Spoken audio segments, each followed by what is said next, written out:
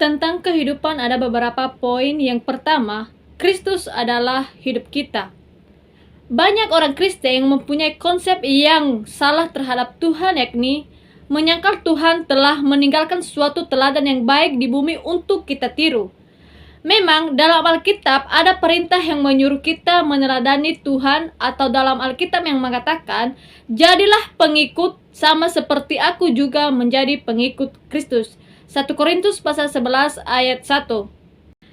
Jadi Alkitab menunjukkan kepada kita bahwa hubungan yang mendasarkan antara kita dengan Tuhan Yesus adalah Kristus hidup hayat kita. Oleh karena itu, tanpa memahami Kristus sebagai hidup kita merupakan hal yang mustahil untuk kita meneladani Kristus sebagai juru selamat kita ataupun sebagai pelita bagi jalan kita, karena Kristus adalah kunci keselamatan kita yang harus kita teladani, sebab hidup Kristus adalah hidup hayat kita. Kedua, bagiku hidup adalah Kristus. Seperti yang dikatakan dalam Filipi pasal 1 ayat 21 mengatakan, karena bagiku hidup adalah Kristus dan mati adalah keuntungan.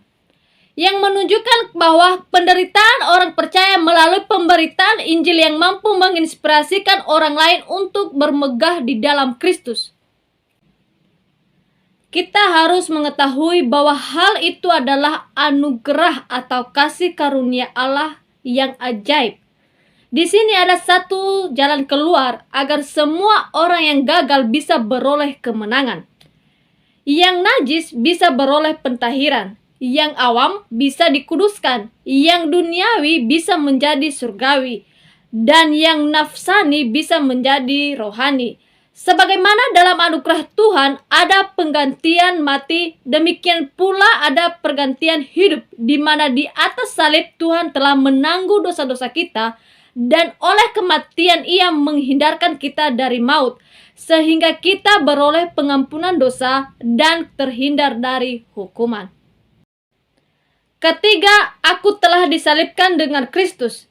Salib merupakan vonis Allah terhadap kita, maka disinilah terdapat dua aspek tentang keputusan Allah. Yang pertama, Kristus telah mati tersalib, aku pun telah mati tersalib. Inilah pekerjaan Allah. Kedua, aku harus mengakui perkara ini dan berkata amin.